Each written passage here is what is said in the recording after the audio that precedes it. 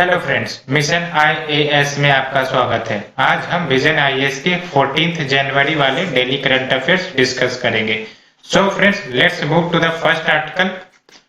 तो basically it is related to new foreign trade policy of India जो April 1 से लागू होने वाले।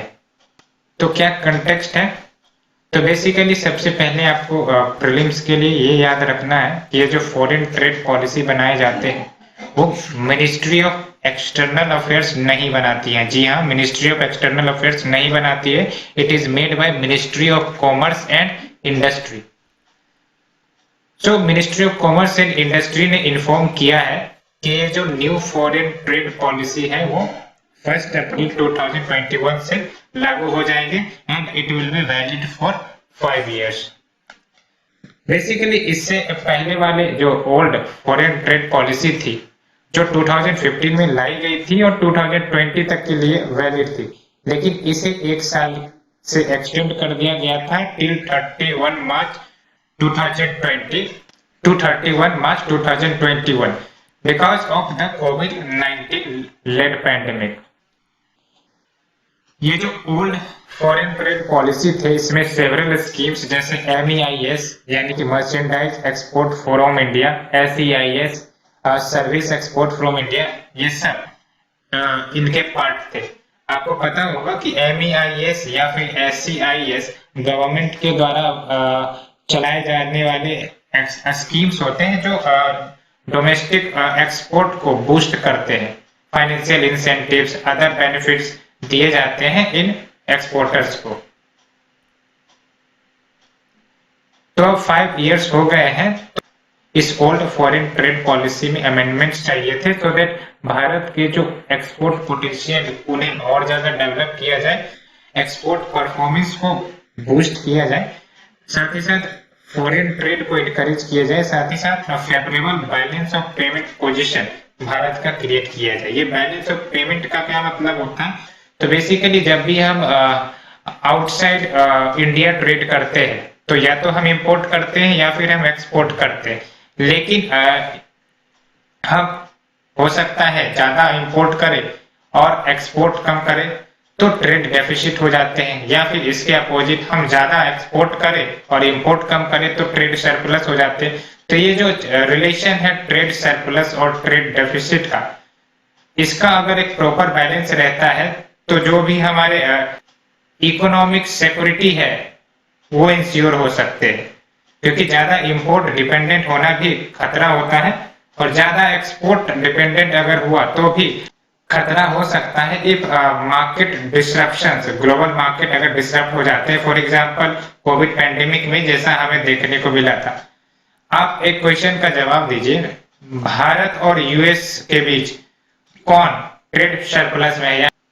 यानी कि क्या हम यूएस को एक्सपोर्ट ज्यादा करते हैं या फिर इंपोर्ट ज्यादा करते हैं? तो आपने सही सोचा, हम यूएस को एक्सपोर्ट ज्यादा करते हैं।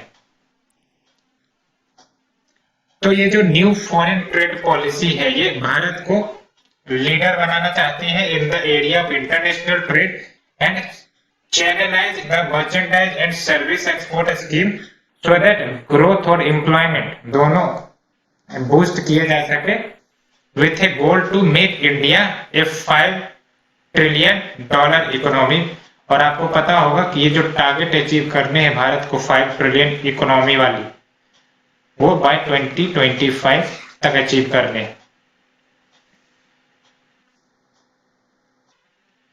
तो basically this new foreign trade policy provides framework for how to boost export. तो इसके तहत जो मर्चेंडाइज का मतलब गुड्स एंड सर्विसेज, दोनों के एक्सपोर्ट को बूस्ट किए जाएंगे by addressing the domestic and overseas constraint which are related to policy constraint या फिर regulatory frameworks, along with lowering transaction cost and enhancing ease of doing business। अगर export boost करना है तो सबसे इम्पोर्टेंट जो कंडीशन है वो यही है कि ईज ऑफ डूइंग बिजनेस को आप मोर एंड मोर इनहांस करें, along with efficient, cost effective and adequate logistical and utilities infrastructure। Without infrastructure export import कर पाना मुश्किल होगा, because proper infrastructure like transportation, logistics, ये सब नेसेसरी है अगर हमें ह्यूज वॉल्यूम ऑफ ट्रेड को हैंडल करना है। तो अगर हमें ह्यूज वॉल्यूम ऑफ एक्सपोर्ट करना है तो इसके लिए जो भारत की रोड कनेक्टिविटी है, रेल कनेक्टिविटी है, उन सब को स्ट्रेंथन करना पड़ेगा। That comes under infrastructure in logistics sector. Along with district export hubs, वो भी तैयार किए जाएंगे सो दैट जो भी डिस्ट्रिक्ट के यूनिक पोटेंशियल है, उस यूनिक पोटेंशियल को हार्नेस करना है और उसे आगे बढ़ाना है। लेट्स से कि एक स्टेट है, उसमें डिफरेंट डिस्ट्रिक्ट है, तो हो सकता है कि हर एक डिस्ट्रिक्ट की अपनी एक यूनिक फीचर हो कि वो किसी डिफरेंट प्रोडक्ट में काफी ज्यादा वेल एक्सपीरियंस्ड हो, किसी कोई अन्य डिस्ट्रिक्ट हो डिफरेंट सेक्टर में काफी ज्यादा वेल एक्सपीरियंस हो। तो हर डिस्ट्रिक्ट की यूनिक पोटेंशियल को हार्नेस करना और उसे लोकल से ग्लोबल लेवल तक ले जाना, ये वर्क होता है डिस्ट्रिक्ट एक्सपोर्ट हब का, जिसमें हम वन डिस्ट्रिक्ट के वन पार्टिकुलर प्रोडक्ट को बढ़ावा देते हैं जो किसी अन्य डिस्ट्रिक्ट से मैच नहीं करता, वो यूनिक होता है एक अपने में। Let's move to the next article friend. It is about nation celebrates various harvest festival on 14 January. आपको पता होगा 14 जनवरी नॉर्थ इंडिया में मकर संक्रांति के दिवस में मनाया जाता है, लेकिन अगर रियलिटी बोली जाए तो ये जो फेस्टिवल है वो हार्वेस्ट फेस्टिवल होते हैं और सिर्फ नॉर्थ इंडिया में नहीं, पूरे ऑल इंडिया में सेलिब्रेट किए जाते हैं, बट बाय डिफरेंट नेम्स। और ये नाम आपको प्रीलिम्स के लिए याद रखने ही रखने हैं। हम कुछ इंपॉर्टेंट नेम्स के बारे में बात करेंगे जिससे आप मस्ट रिमेंबर कैटेगरी में रखोगे। फॉर एग्जाम्पल जो मकर संक्रांति है ये तो आपको पता ही होगा, बिहार एंड झारखंड का है। पोंगल आपको याद रखने हैं, ये आपको केरला का जो है मकर विलाकू, ये भी याद रखने हैं। साथ ही साथ कर्नाटका का भी आपको याद रखने हैं, और ये जो आपके किचेरी है ये आप याद रखो, और ये जो नॉर्थ ईस्टर्न के है माघ बिहू, ये आप याद रखो।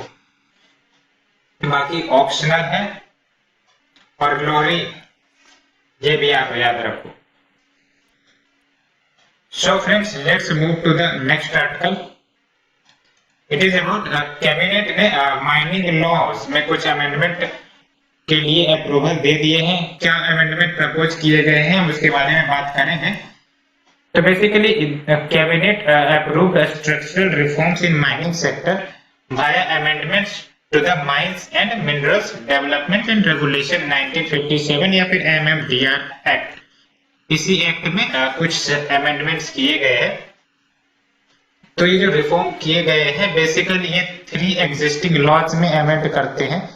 The first is laws related to pricing formula for mineral, the second is on exploitation of mines, and the third is on taxes and duties which are levied on mining.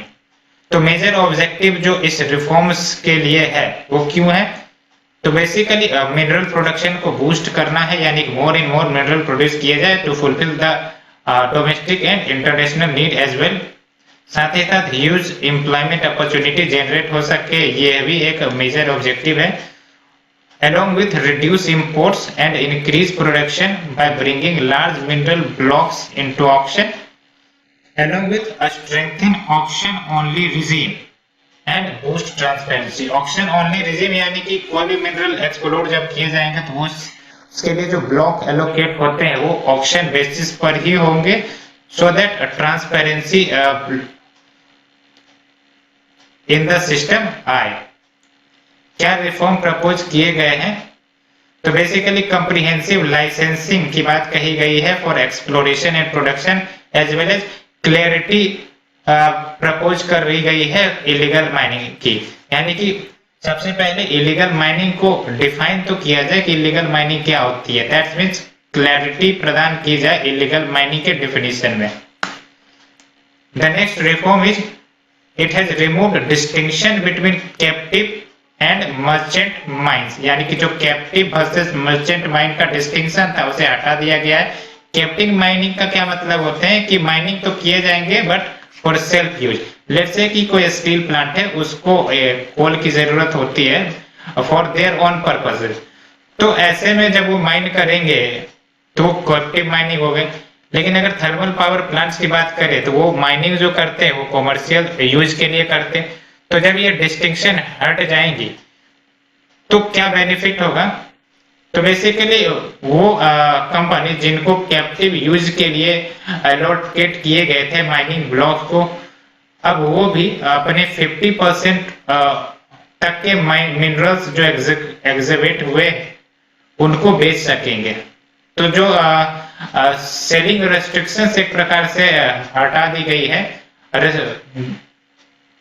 यानी कि अब जो भी कैप्टिव माइंस के तहत minerals को exhibit किए जाएंगे, up to 50% of the minerals वो सेल भी किए जा सकते हैं किसी दूसरे कंपनी को। The next reform is amendment to district mineral foundation guideline. तो डीएमएफ गाइडलाइंस में कुछ अमेंडमेंट्स की बातें कही गई है सो दैट बेटर यूटिलाइजेशन हो फंड का। क्या है ये डीएमएफ? तो डीएमएफ एक नॉन प्रॉफिट स्टैट्यूटरी ट्रस्ट है जो हर डिस्ट्रिक्ट के लिए बनाए जाएंगे which are affected by mining related operation। आपको पता है जब माइनिंग की जाती है तो सर्टेन डिस्ट्रिक्ट को कवर करती है, तो वो certain district in mining activities से प्रभावित होते हैं, चाहे वो पॉल्यूशन हो, चाहे वो या फिर माइनर अर्थक्वेक हो सकते हैं because of the breakage of the block, and it is funded through contribution from the minor. तो जो माइनर्स होते हैं उन्हीं के कंट्रीब्यूशन से ये फंड किए जाते हैं। साथ ही साथ जो नेक्स्ट रिफॉर्म है वो basically reallocation of non performing block of PSU.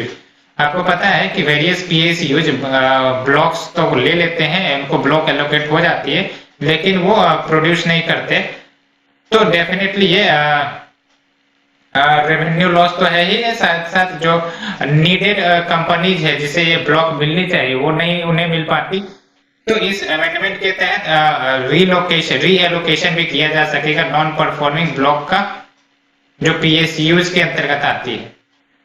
Along with setting up national mineral index, तो नेशनल मिनरल इंडेक्स सेटअप किए जाएंगे for various statutory payment for future options. Let's move to the next news. It is about India की to US plan in Indo Pacific and counter to China.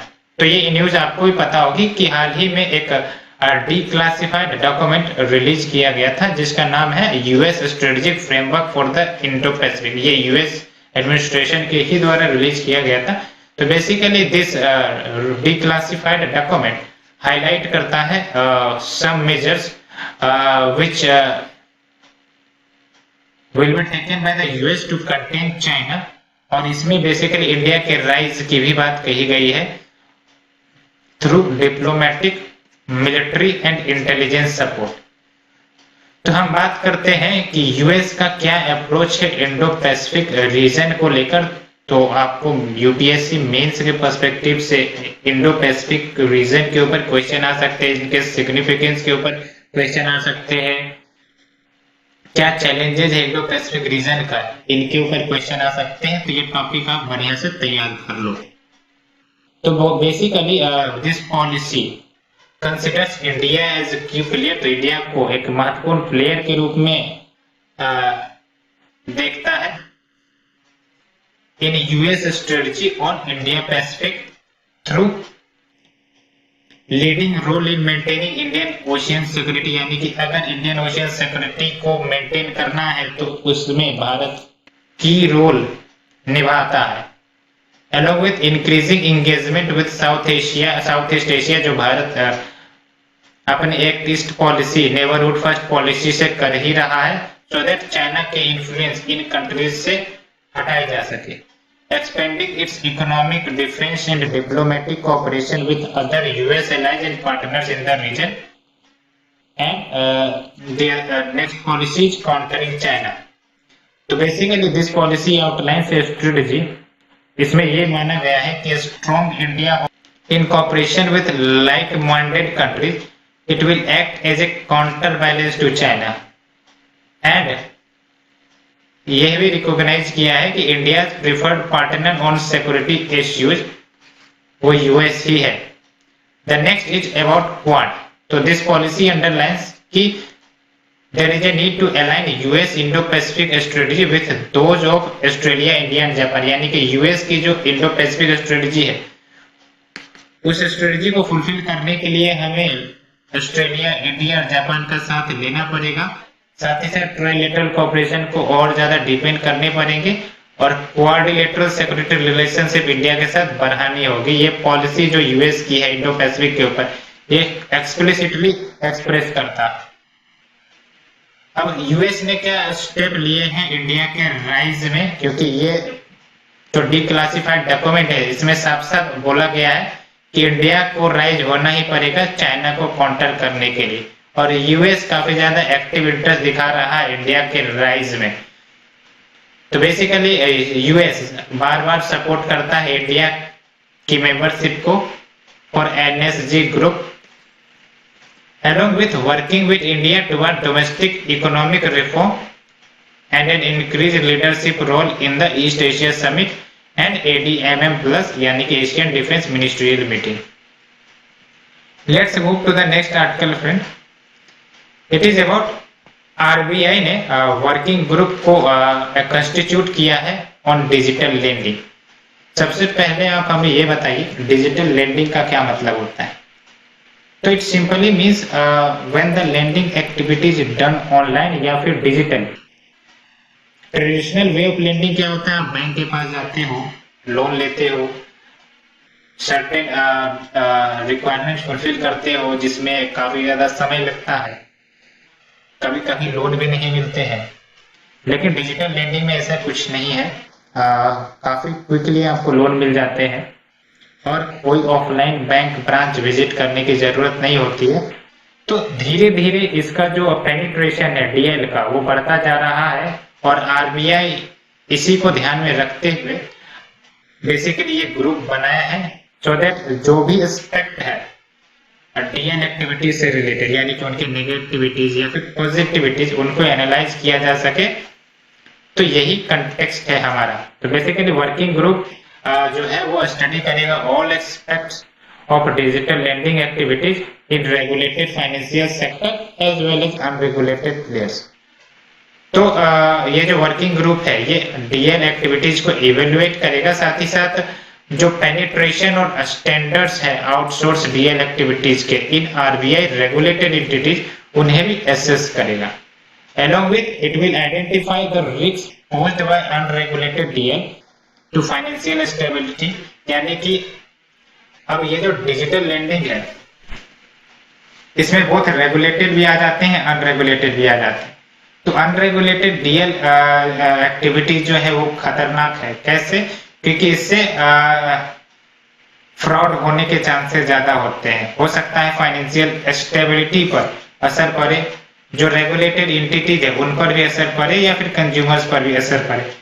तो जो भी risk in sectors पर आएंगे उन risk को identify किया जाए और एक बार रिस्क आइडेंटिफाई हो गया तो उन्हें सॉल्व भी किए ही जा सकते हैं।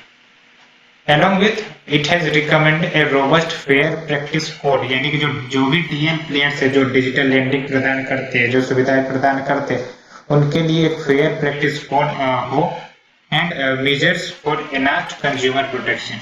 डीएल की मैंने बात की कि बेसिकली इसके तहत ऑनलाइन टेक्नोलॉजी के माध्यम से लोन इश्यू कराए जा सकते हैं या फिर ओल्डर लोन्स को रिन्यू भी कराए जा सकते हैं in order to deliver faster and more efficient decision। तो इसका क्या बेनिफिट होता है डीएल का? तो basically it can make access to financial products and services more fair and inclusive. तो अगर कोई रूरल एरियाज का व्यक्ति है, अगर उनके पास इंटरनेट पेनिट्रेशन है, इंटरनेट सर्विसेज है, तो वो भी ये डीएल की सुविधा उठा सकते हैं। हो सकता है अगर वो बैंक में जाते तो उन्हें ये सुविधा नहीं मिल पाती, लेकिन अगर ये डीएल के माध्यम से सर्विसेज उठाते हैं तो उन्हें इजीली एंड क्विक वे में लोन मिल सकते हैं। It includes model like peer to peer, pay later, invoice financing, bank led digital model. तो ये सब मॉडल्स इसके तहत होते हैं। डिजिटल लैंडिंग के अगर हम मार्केट की बात करें तो आप देख सकते हो कितना पोटेंशियल है इसमें। 2015 फाइनेंशियल ईयर में ये इसका जो वैल्यूएशन था $33 बिलियन था, जो अब $150 बिलियन फाइनेंशियल ईयर 20 में हो गया है। और एक्सपेक्ट किए जा रहे हैं कि आने वाले 3 सालों में यानी कि फाइनेंशियल ईयर 2023 ये $350 बिलियन हो जाएंगे। दैट्स व्हाई आरबीआई एक इस क्षेत्र में इंपॉर्टेंट स्टेप ले रही है कि इन्हें रेगुलेट किया जाए, और रेगुलेट करने के लिए जरूरी है कि जो भी रिस्क ये पोजेस करते हैं उनको एनालाइज किया जाए।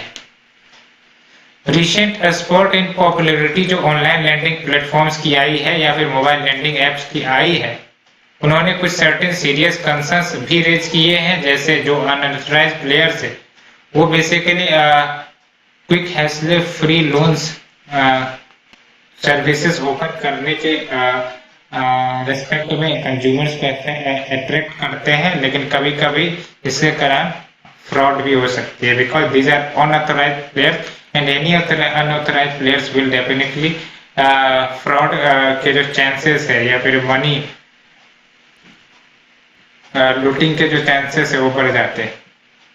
एक्सेसिव रेट ऑफ इंटरेस्ट का भी इश्यू आता है। Changes on high handed recovery method, यानी कि अगर लोन नहीं चुकाओगे तो जो रिकवरी मेथड्स होंगे वो काफी ज्यादा स्ट्रिक्ट होंगे। मिसयूज ऑफ एग्रीमेंट्स के भी क्वेश्चन सामने नजर आते हैं because of the data access on mobiles. Let's move to the next article friend. It is about a report which has been released by World Wildlife Fund, जिसमें ये कही गई है कि जो फॉरेस्ट लॉस हॉटस्पॉट है, यानी हॉटस्पॉट यानी कि an area which is highlighted. वो हाईलाइट कुछ इश्यू पर हो सकते हैं, तो यहाँ वो जो इश्यू है हॉटस्पॉट की वो है डिफॉरेस्टेशन। तो बेसिकली क्या कहा गया है कि फॉरेस्ट लॉस हॉटस्पॉट अगर पूरे ग्लोबल वर्ल्ड की एनालाइज की जाए तो वो बिगर होगी देन जर्मनी। तो इसका मतलब क्या है कि डिफॉरेस्टेशन काफी ज्यादा तेजी से विश्व में फैलता जा रहा है, और क्या कारण है इसके हम जानेंगे, और इस रिपोर्ट में क्या कही गई है इसे भी हम जानने का प्रयास करेंगे। तो बेसिकली ये जो रिपोर्ट रिलीज की गई है इसमें WWF ने 24 डिफॉरेस्टेशन हॉटस्पॉट को एनालाइज किया है across Asia, Latin America and Africa. और क्या फाइंडिंग्स रहे हैं, तो बेसिकली फ्रॉम 2000 टू 2018 यानी कि पिछले 18 सालों में 2/3 of total global forest cover loss हुआ है which has been occurred in tropics and subtropics, यानी कि ट्रॉपिक्स और सब ट्रॉपिक्स में पिछले 18 सालों में 2/3 of the global forest cover loss हुए हैं। Along with the next finding is more than 4.3 crore hectare या फिर 43 मिलियन हेक्टेयर फॉरेस्ट क्लियर किए गए हैं बिटवीन 2004 एंड 2017। एक इंटरेस्टिंग फाइंडिंग है, तो आप यहाँ देख सकते हो कि अप्रोक्स 8000 ईयर एगो चले जाओ तो जो फॉरेस्ट कवर थे वो 50% थे अर्थ लैंड एरिया के, लेकिन अब only 30% of land is forested. Report provide framework, तो ये कुछ सजेशन भी देते हैं जो लिंक करता है between the drivers of deforestation, यानी कि जो डिफोरेस्टेशन को ड्राइव कर रहा है, एंड जो एग्जिस्टिंग अप्रोचेज हैं टू एड्रेस देम, उसे भी हाईलाइट करता है।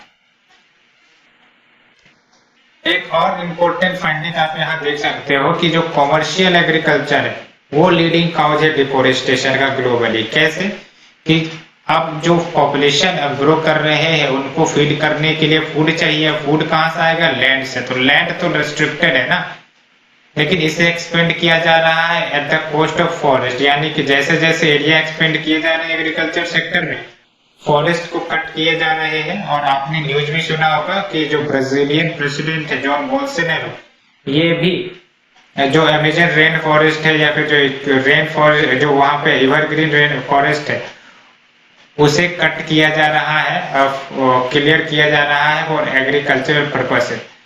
दैट्स व्हाई कॉमर्शियल एग्रीकल्चर एक लीडिंग काउज है डिफोरेस्टेशन का ग्लोबली, ये रिपोर्ट में माना गया है। बिकॉज लार्ज स्केल फार्मिंग की जाती है, फॉरेस्टेड एरियाज को क्लियर किए जाते हैं लाइव स्टॉक ग्रेजिंग के लिए और क्रॉप कल्टीवेशन के लिए। तो क्या सजेशन दिए गए हैं? तो basically responses needs to be tailored, यानी कि रेस्पॉन्सेस डिवाइस करने ही पड़ेंगे to the local and regional specific context और must be inclusive and adoptable over time. और balance is needed between stringency of regulation and standard and the capacity of producer, particularly local forest users and small owners to follow them. Along with अगर आपको deforestation से protection चाहिए तो जो indigenous people है और local communities है उन्हें एम्पावर करने की जरूरत है, सो दैट ये इन फॉरेस्ट की केयर करे, उनके ग्रोथ में मदद करे। अगर हम WWF की बात करें तो ये world's largest privately financed conservation organisation है। याद ये रखना है कि यूएन की बॉडी नहीं है ये विश्व का largest privately financed conservation organisation है और ये इंटरनेशनल लेवल पर एफर्ट लगाता है to protect endangered species and their habitat. World wildlife fund work करते हैं मोर देन 100 कंट्रीज, ये याद रखना है आपको, to conserve the diversity of life on the earth. तो इसके ऑब्जेक्टिव को याद रखिए, मोर देन 100 कंट्रीज इसके मेंबर है, ये याद रखिए। और ये यूनाइटेड नेशन की बॉडी नहीं है, it is privately finance conservation organisation है, ये तो आप याद रखिए ही रखिए। अब ये जो डिफोरेस्टेशन होते हैं, क्या कारण हो सकते हैं इसके, इसको डिटेल में बात कही गई है, ये आप पाई चार्ट याद रख सकते हैं। तो एक इनडायरेक्ट बोला गया है और डायरेक्ट कैटेगरी रखा गया है। इनडायरेक्ट में क्या हो गया कि पॉपुलेशन ग्रोथ हो रहा है, माइग्रेशन हो रहे हैं, जिसके कारण फूड डिमांड बढ़ता जा रहा है, लिविंग स्पेस की डिमांड बढ़ती जा रही है, तो डिफोरेस्टेशन तो होंगे ही होंगे। साथ ही साथ ये जो टेक्नोलॉजिकल इनोवेशन हो रहे हैं, agricultural agro technical change, production factor practices, तो ये भी कंट्रीब्यूट कर रहे हैं डिफोरेस्टेशन में। पॉलिटिकल यानी कि गवर्नमेंट की जो पॉलिसीज है, रेगुलेशंस है या जो इंसेंटिव्स है, फॉर एग्जांपल आप एग्रीकल्चर सेक्टर को अगर गवर्नमेंट ज्यादा से ज्यादा इंसेंटिव देती है तो मोर एंड मोर एरियाज एग्रीकल्चर क्षेत्र में आएंगे। एज वेल एज मैनी ऐसे रूल्स या पॉलिसीज हो सकते हैं जो डिफोरेस्टेशन को प्रमोट कर सकते हैं, वो डिपेंड करते हैं country to country. along with economy, market demand, finance, investment, environmental, जिसमें क्लाइमेट, सॉइल, टेरेन आ जाता है। फिर ये देख सकते हो रेस्पॉन्स टाइप, तो एरिया मतलब हमें कैसे डील करने हैं।